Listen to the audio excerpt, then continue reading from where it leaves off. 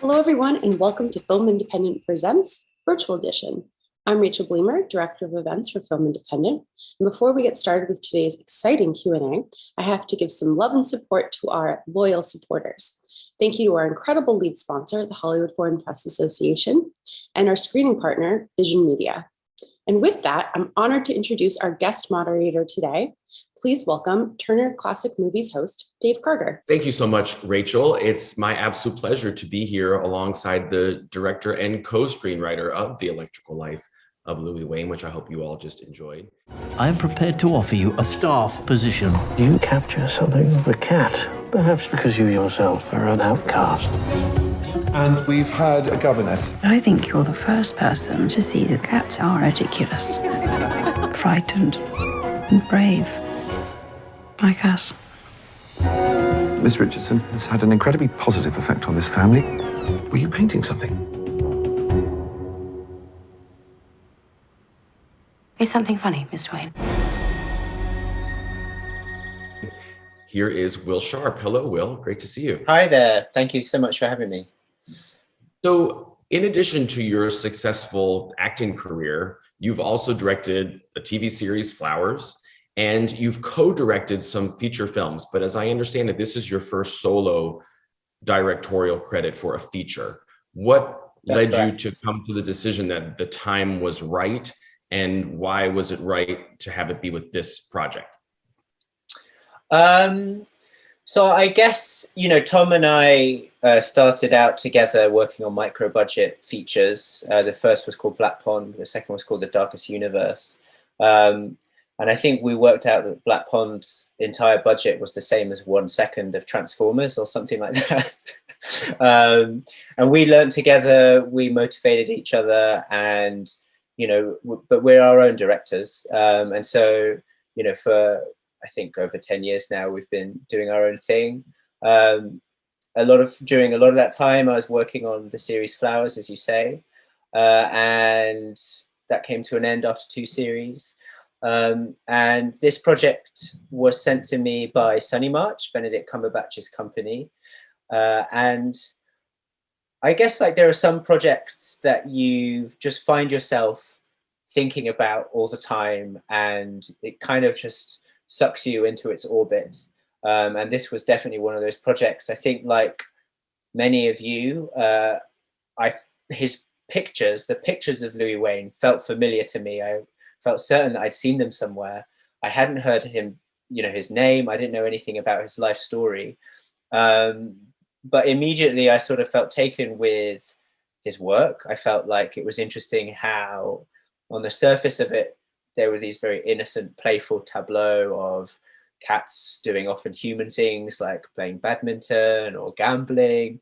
But occasionally you'd see a little inscription or some detail that betrayed an underlying fragility or anxiety of some kind, I guess. And then I, researched his life, started talking with Benedict and the rest of the team. And the more I read about him, the more I found him to be an incredibly inspiring figure. I guess I found him to be a heroic figure who led a genuinely remarkable life. And at some point, I guess in a funny way, I just kind of fell in love with him and really wanted to understand him, actually. And I wanted to help an audience to understand him as well, if that makes sense. Okay, so now I'm understanding. So this is the case of an actor who's also a producer, Benedict, looking for a director for a movie that he's already is thinking he's going to do. So a little bit of Correct. a turnabout from often how it is. So were you under the impression that you were quote unquote auditioning for him, or were they coming to you saying, this is yours if you want it? I guess you'd probably have to ask them. But I think, if I was, at the time I was watching Patrick Melrose. I just happened to have just watched Patrick Melrose. And so Benedict was kind of in my mind anyway, as someone who I thought in that series he'd shown, of course he'd fantastic actor already and had proved himself, but he was showing kind of just new wit and layers of vulnerability. I felt like it was a very human and kind of virtuosic, but somehow grounded performance. And so I was really excited about him anyway. I reckon if I had said, oh, I'd like to talk about other people for this role, that would have been a conversation we could have had. But I was very excited to collaborate with Benedict on this project. And as soon as we started talking about it, I really felt like we were on the same page. We wanted to tell a really empathetic version of the story. I think we both felt very passionately and sort of kind of protective of Louis Wain in a funny way, and wanted to, I guess, just let the audience in on this feeling that we had both felt in sort of learning about his life, and that kind of emotional response to this person who is kind of like mainly forgotten, I would say, and often was it misunderstood during his own lifetime as well, and just to try and get under his skin, get into his heart, get into his mind, and open that out for a wider audience. So yeah. It's interesting. I mean, I'm just thinking about this, and this obviously happens a lot in the film industry. This is nothing new, but it's the equivalent of going on a first date with someone and then deciding right then that you're going to get married. And that's kind of what it must be like in a case of you meeting with a potential collaborator like this once or twice, and then deciding to do this together, a project that could take a year and a half of your life, start to finish, right? So, I mean, how did you feel? How quickly did you feel confident? Oh, we are a good fit here for this project. So, like I say, I like the idea of a kind of reality show where you pair cast and directors up in that kind of blind dating way. It's like, right, now go shoot a story. But I guess, in this case, it's very different because it's an evolving collaboration. And I think, as I say, as soon as we started talking about it, it felt like there was a very easy chemistry, and like we were on the same page. Our ambitions for the project were the same. The things that we loved about Louis Wain were the same. And so I felt like we were kind of united on a mission fairly quickly. But we had a nice week or so of rehearsals where it was just me and Benedict with, an art coach, a movement coach, trying to get on, and I think this is a process this is Benedict's preparation process. It's very broad, it's very deep, it's very technical and thorough. And so thinking about, how does Louis Wain move? How does he smile even? Getting little fragments of research. How does he dance? There's some funny anecdotes about how Louis Wain would, at these impromptu artist parties, improvise strange tunes on the piano and improvise strange dances, even though he wasn't a great piano player and he wasn't a great dancer. So trying to imagine what that was like, perfecting the two-handed drawing technique that Louis Wain was famous for. And all of that was kind of felt like that. Then when we got to set, I was always very impressed with how quickly Benedict seemed to be able to find a flow and to be very instinctive, particularly, I guess, when transforming his age. Like sometimes he would start the day as a 30-something-year-old and have to finish the day as a 70-something-year-old. And he didn't really need much time. It was a pretty challenging schedule, but I felt like he was always very quick to click into it. Okay, assuming that you never actually saw him perform any scenes as Louis Wain until you were in that rehearsal space and then eventually on the set. Once you actually saw him as Louis Wain, were there parts of his performance that were different from how you imagined it once you were reading it and agreeing to do it? I mean, only in a sort of like cursory way. I think because I had read the script with him already in my head, I suppose, I had a sense of how he might do it, and the rehearsal process, I think, is where those discoveries were happening initially. So there were surprises, but they were kind of they were sort of like surprises, like understated surprises. No sort of big like, oh my goodness, what was that? And right. Sort of just, I mean, I want to talk a little bit, I suppose, about the chemistry he had with Claire Foy as well. And that was something, again, which was immediately apparent, I thought, in our rehearsals. And it even affected how I shot some of their scenes. I really wanted them to share the frame as much as possible and to fill that kind of 4:3 image with their faces and to feel that chemistry live between them. I wanted to sort of let the performances speak for themselves and keep myself out of the way to a certain extent. But I sometimes feel like how, of course, there's a degree of post-production, editing, manipulation of the material involved in film. And so that's why people don't talk about it as a live medium.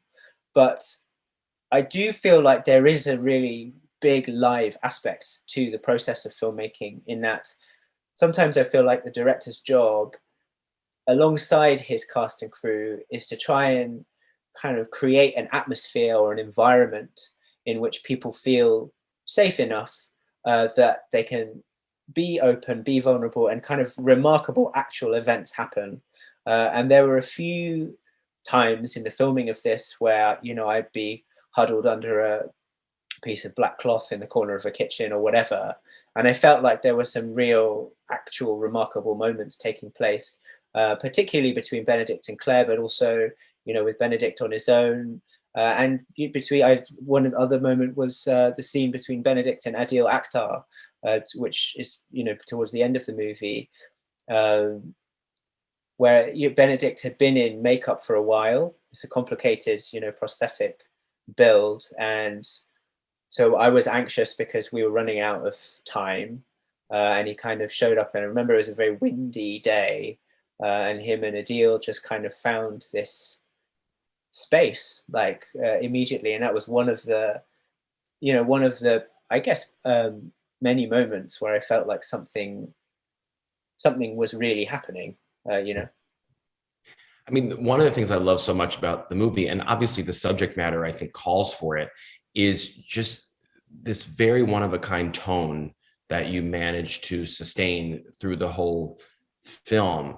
And it's tough because it is particular, but it totally works. But it runs the risk of being a movie, which it does not feel like, but it runs the risk of being a movie where like some people are in one movie and another couple other cast members are in another movie. So my question for you is, how did you make sure when you were working with your entire cast that everybody was kind of on that same page, and how were you in real time kind of adjudicating the takes and the scenes to make sure that it felt consistent, cohesive? Yeah, I mean, it's a funny one. Like, I guess the biggest influence on the tone and the aesthetic world of this film, I think, is Louis Wain himself. And so we all familiarized ourselves with his work, and he obviously is best known for his paintings, but he would also sometimes write witty inscriptions or a little comic strip or whatever it is. And so I think that's the biggest influence. There's also, I suppose, inevitably my own, I guess, subjective worldview or kind of taste, where I find that I only really find a story moving if it has a sense of humor of some kind. And I also only really find people funny if I feel like they're a three-dimensional human being. I'm a big fan of the kind of messiness of people, I suppose. And I guess in answer to your question, you have your rehearsal process, you rehearse on set. Some shots were more complicated than others. So it would be a sort of a marriage between here's what the camera's doing, here's what you guys are doing.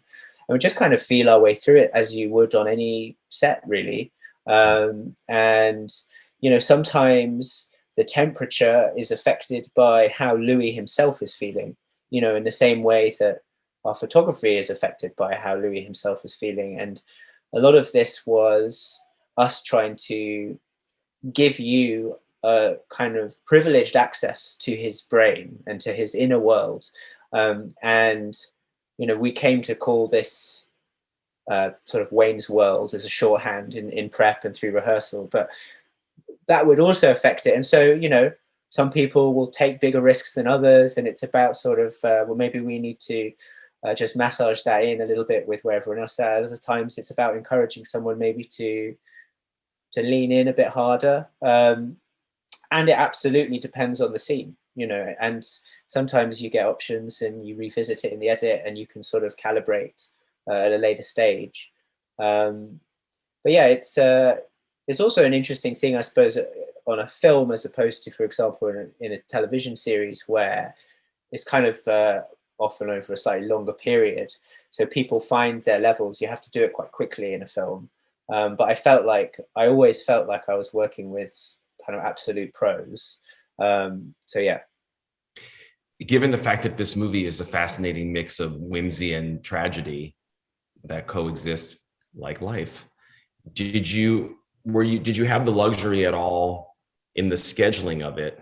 My guess is no, to have days where you leaned more into the lightness and days where you leaned more into the heaviness, or did it not work that way with locations, etc.?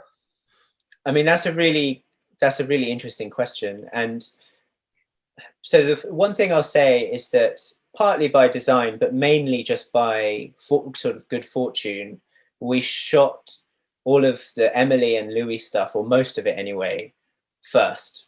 So their special time in the cottage, you know, between her diagnosis and her being taken away from Louis, all of that was pretty much the first stuff we shot. And what that meant was that we'd established a kind of a heart for the film. And when Claire left, we sort of missed her in the same way that Louis missed her. And it did have an influence, I think, on how we felt and how we progressed through the schedule. I mean, it was a really challenging schedule to put together, partly because we're moving through so many different eras. And you know, Louis Wain is himself moving about, also because of the caliber and sort of size of the cast. There was a lot of just kind of working out who's free when.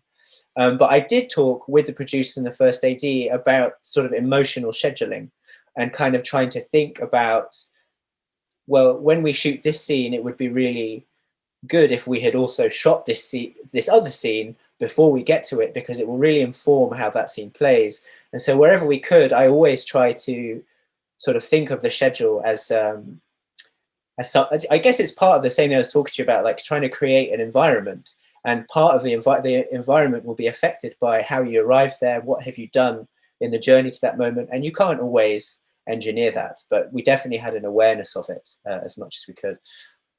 I'd love to ask you a little bit just about the physical look of the film. Your production designer, Susie Davies, did a phenomenal job. She's an Oscar nominee for Mr. Turner, the Mike Leigh film. I would assume you probably didn't have the biggest budget of all time on this film, but it looks so sumptuous. What were the conversations like with her, and what were the priorities with what she and her department were going to do? So I think, again, the biggest influence was Louis Wain himself, and we immediately noticed how much he seemed to delight in patterns and in color. And we all thought it was kind of fascinating how, as a child, his parents both worked in textiles and fabrics. They were designers of, you know, materials. And so he would have grown up surrounded by colors and patterns. And towards the end of his life, he's best known in the art world for his psychedelic kaleidoscopic cats, which are kind of these fractal patterns that, you know, if you squint, you can kind of see a cat face in the middle of it. But, you know, we talked about, you know, we tried to put together a palette together, and we, you know, collaborating with the makeup and the costume, especially, we wanted to embrace the idea of pattern on pattern, and, you know, not being too shy about busying our kind of fairy tale 4:3 frame. And she had a fantastic team, worked very closely with Eric Wilson, the DP, as well. And I suppose, like, the most, from a story point of view, apart from the colors generally kind of gradually fading away as the film goes on, and as we're feeling the grief of Emily become something that is feels insurmountable for Louis, was the use of the color blue. And governesses in Victorian England are traditionally thought of as wearing either black or some kind of blue. And there are some governess cats in Louis Wain's pictures who wear very sort of kind of striking blue dresses. So we decided to embrace that.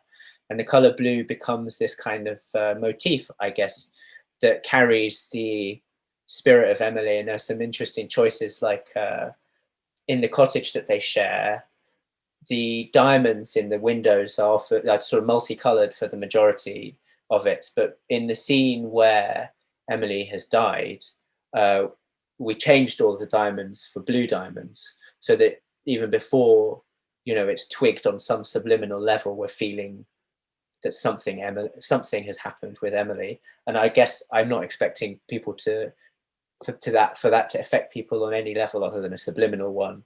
But there are other more pronounced examples of that carry through the film, including, I guess, when Louis is hallucinating that the ocean liner is sinking on his trip back from New York, and he's kind of swallowed up by the color blue by the end of the scene. When you think back to working with all the different animals in this film, when you got to the end of the shoot, was there something that you had learned through the experience that you wish you had known at the start? Like, oh, that would have been helpful to know. Well, you know, like, so I decided in prep, partly for financial reasons, but also for creative reasons, that I didn't want to use CG to manipulate the cat's behavior. I was very clear going into this that I felt like this was a human story about a human being. I wanted the audience to connect with Louis Wain and to understand him as a human, almost more than as an artist or as a historical figure. And I felt like having CG cats would push it into a more fantasy realm, perhaps. And what that meant was that we were working with, you know, very accomplished cat wranglers and very accomplished cat actors. And often they would surprise and delight us and do exactly what we needed or something better than we'd asked for.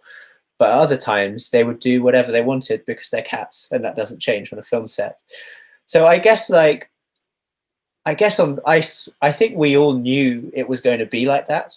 But there were some, you know, scenes where we just had to adapt or move on, or where we'd have to just be extremely patient. But I don't know how I would do it differently, if I'm completely honest. Maybe I'd sort of compartmentalize those scenes a bit more, or I'd write it more carefully. I mean, one thing that I learned was it's not really a thing to just put, or at least on our shoots, to just put some cats in a room. There have to be a very specific set of instructions. So if I was like, oh, you know, because this is the stage of his life where they had a few cats around the house, maybe we could just have a couple of cats in this scene. We needed to kind of pinpoint, like, where do we want them to start? Where do we want them to finish? On what line? So maybe I would, you know, have a better awareness of that. But yeah, no, I don't know. Yeah. Let me finish with two last things. There's a great bit of comedy that's even in your trailer when we see that Claire Foy fancies herself a painter as well. And then you see her painting and Benedict's reaction to it. So you had to tell a prop master or artist, paint something bad. And how did it go? Yes. I'm pleased you picked that. I mean, so I guess that came from, you know, trying to think of the character of Emily. And I was very keen with everyone for it to feel messy and organic and human, and not to be too prim and uptight like sometimes period dramas can be. And I really wanted to enjoy Emily's flaws as well as everything that's kind of graceful and charismatic and wonderful about her. And that's where that scene came from, I suppose. And yes, absolutely, as you say, the first draft of that painting was way too good. And I just think it needs to be bad enough that we know it's supposed to be bad. And then the next draft was, I would say, probably too bad. And what's in the film is kind of like a middle ground where we felt like, yeah, I think, yeah. But it was a process. There is a process for something. Reminded me of that woman in Spain years ago who like mistakenly messed up a painting of Jesus on a wall and then tried to fix it, and it was so bad. It reminded me of that. Totally. And then finally, I want to ask you about the woman that you hired to be the narrator of the movie. She's really good. I feel like she has a future. How did you find her? So, yeah, I mean, Olivia is just fantastic. And I've worked with her before. On Flowers, right? On Flowers. And have just I'm doing post on a series called Landscapers, which was also with Olivia. I guess with the narrator, I wanted somebody who would be able to lightly carry that sort of slightly ironic, objective detachment for comedic purposes, but also bring the warmth and the tenderness when the story called for that too. And I know that Olivia is able to sort of tread that line, you know, with absolute precision. I also felt like she fit the bill of, you know, somebody who has who sort of feels like they belong in a period drama, but also has a modern edge, something about them that is a little bit wry and a little bit kind of cheeky and dangerous. And I guess the other thing, Sarah, is that I was keen for the narrator to be a woman. I felt like, you know, we used to maybe hearing, in a kind of Barry Lyndon, Tenenbaumsy way, often these objective, you know, all-seeing narrators, kind of like an avuncular figure. And I felt like I was interested to see what it did to the film for it to be narrated by a woman. I sometimes think, just for my own amusement, like to think of the narrator as a cat. Great. Now, yeah, sort of so wants us to know. avuncular means like I think it means like an uncle. What's the aunt version of that word? Don't know. Yeah, we should look it up. But if there's one thing this movie taught me, it's that I want Olivia Colman to do audiobooks, and I don't care what it's about, I'm going to buy it just because I want just reading anything. She was an utter delight. And by the way, Will, the whole film is an utter delight. So I want to congratulate you on it. And I want to thank you for being with us here today. And I want to thank everybody at Film Independent for putting this together. And just thanks for watching, everybody. Thank you so much.